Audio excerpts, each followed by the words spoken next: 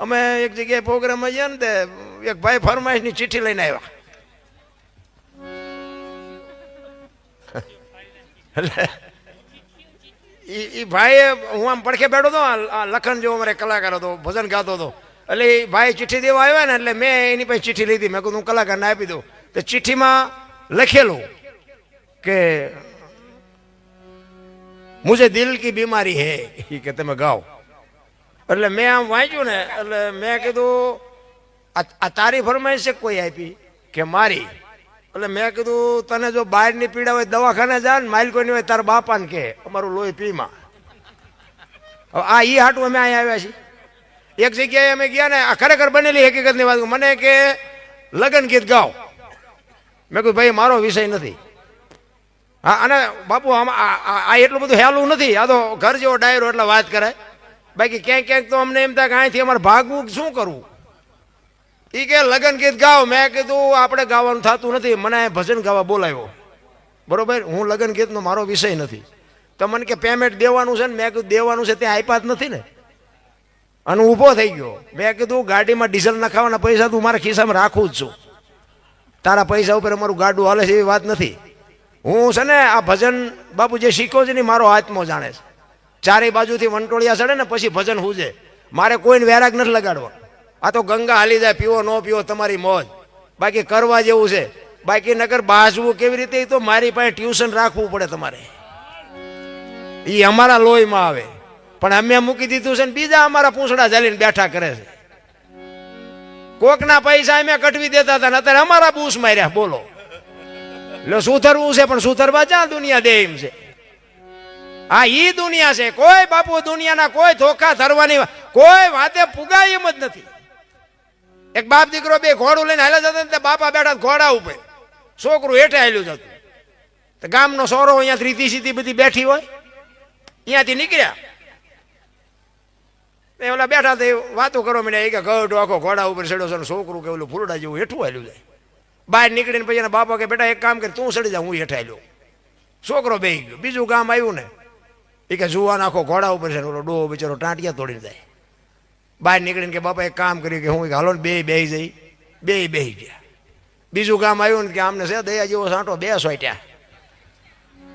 બહાર નીકળીને પછી કે બાબા એક કામ કરીશું, એ કે ભલે ઘોડું હાલ્યો આપણે બે હેઠા હાલ્યા જઈએ. બીજું ગામ આવ્યું ને કે એમને પૈસા હું કામ ખર્ચ્યા છે, બે ટાંટિયા તોડીને હાલ્યા જાય છે. હવે આ દુનિયાને તમે પૂગી શકો? આ દુનિયા છે રામ. અમે કોક ના કટવી દેતા હતા. આ સત્ય હકીકતની વાત કરું છું, ખોટી વાત નહીં. કારણ કે તમે એવા થાવ ને તેથી બાપુ દુનિયા આમ રોડ મૂકી દેવો પડે. અને માર્ગે આ જેસલને ઈ જ દશા થઈ હતી, ઈ જ અમારી દશા છે. એક કચ્છનો બારવટીયો તમને કહું એક ઘાન બે કટકા કરે, આ કાંઠે બારવટીયો હોય ને હામા કાંઠે બાપુ સતી તોરલે આ દુનિયામાં પૂજતો કરી દીધો, પીર બનાવી દીધો. અને જેસલને ભક્તિના માર્ગે ચડાવ્યો.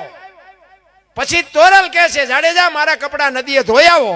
અને માથે કપડા લઈને જાડેજો જેથી અંજારની બજારમાં નીકળ્યો ને તેથી જે દુનિયા એના માથે વિતાડી છે ને જેસલનો આત્મો જાણે છે રામ. ઈ અત્યારે અમારી દશા છે.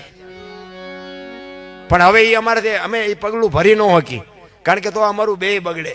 અને અમને હવે સાચી ખબર પડી છે કે આ હકીકત શું છે.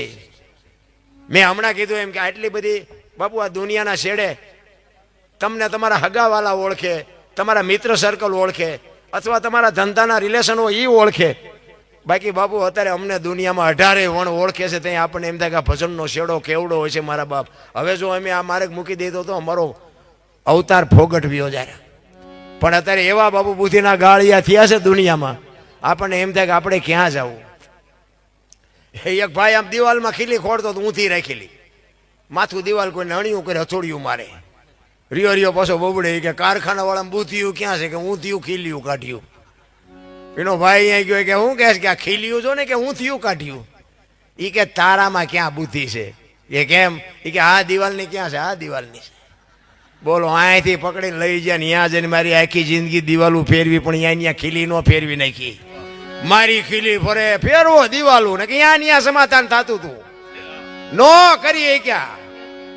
એટલા જ માટે હું આ બહેનોને ખાસ કહું કે માં છે ને એ બાપુ માં છે, એક સમર્પણની મૂર્તિ છે, એક ત્યાગનો બાપુ મહાસાગર જેને કહેવાય. પોતાના મને તો એક જગ્યાએ એમાં સાધુ સંતનો મેળાવડો હતો ને અહીંયા અમે ગયા ને બધા, હમણાં આપણે બેઠા હતા ને સંતો, એવા બધા સંતો હતા. એક બાપુએ મને વાત કરી, મને કે આ તમારા જેવા બધા કે વાતો કરે છે, મા બાપની સેવા કરો, અમારા જેવા સાધુ સંતો કહે છે, પણ મને કે આ કેમ દુનિયાને કાંઈ ઉતરતું નથી. મેં કહ્યું બાપુ મને એક વાત સૂજે છે, પણ મારું કીધું કોઈ માને નહીં, નકર કોઈના મા બાપને કોઈ દુઃખી જ ન કરે. બોલો, મેં કીધું કોઈ આશ્રમમાં મૂકવા ન જાય. તો બાપુ મારા આમું જોઈ રહ્યા, એ મને કે એવું તમારી પાસે શું છે? મેં બાપુ હું કહું એમ જો કરે ને, કોઈના મા બાપ જો દુઃખી થાય તો મારી છાતીમાં ડામ દઈ દઉં. બાપુ વિચાર કરો, મને કે એવું શું છે? મેં કીધું બાપુ જો હું તમને કહું કે બેનુંને છે ને સાસુ સસરા નથી ગમતા, મમ્મી પપ્પા ગમે.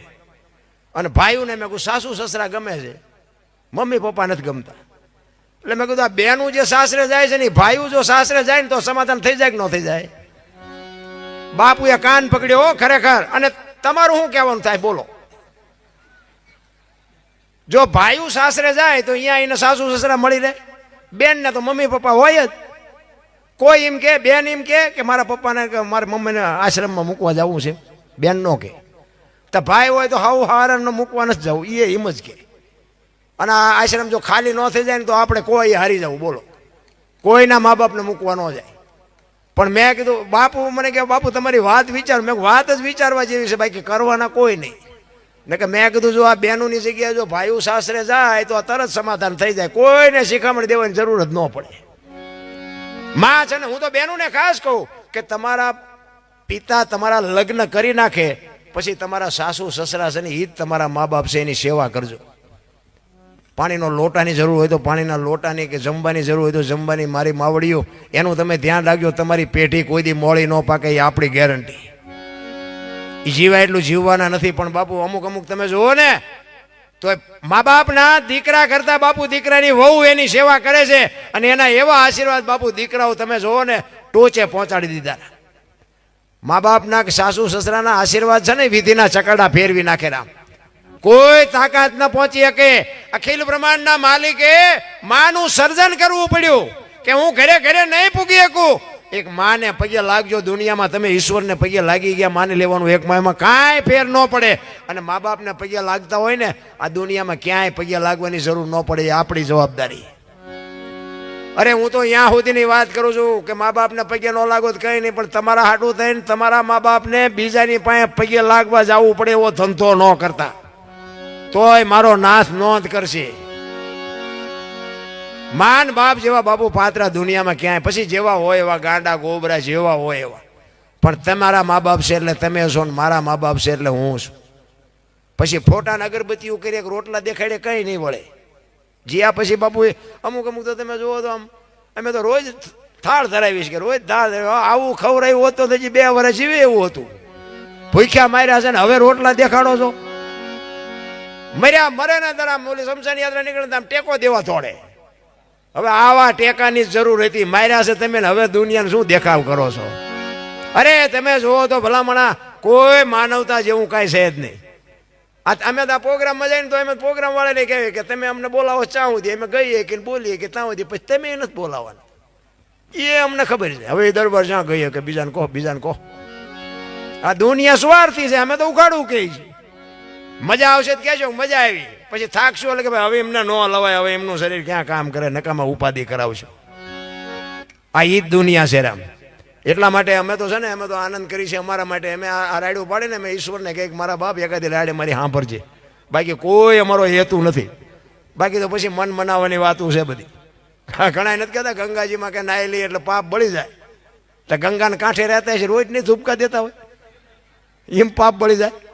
એ બધી મન મનાવવાની વાત છે, કાંઈ છે નહીં, મોજ કરવાની વાત છે, આનંદ કરો. બાકી તો એવા બુદ્ધિના ગાળિયા થયા છે ને ભાઈ, અમુક આપણને એમ તો ખરું. મને એક ભાઈ કે તમે કે દરબારો કે રજવાડા હતા તો કાંઈ કર્યું નહીં. મેં શું પણ કરવાનું હતું? અરે મને કે પણ તમારી પાસે કેટલું હતું, કંઈ કરીએ કે? મેં તારી પાસે શું છે? મને કે આ આટલા મકાન છે ને, આટલા પ્લોટ છે ને, કારખાનું. મેં બીજું? એ કે અમદાવાદમાં આટલું છે ને. મેં બીજું? એ કે આટલું બેંક બેલેન્સ છે ને. મેં બીજું? એ કે છોકરા વિદેશમાં ભણે છે. મેં બીજું? તમને કે આટલું થોડું છે? મેં કીધું અમે 25 ગામના ધણી હતા તો વ્યૂ તારું સાપરું હાજે ઉડી જાય મળ્યું છે, મજા કરીને લોહી પીવત તે રહ્યો.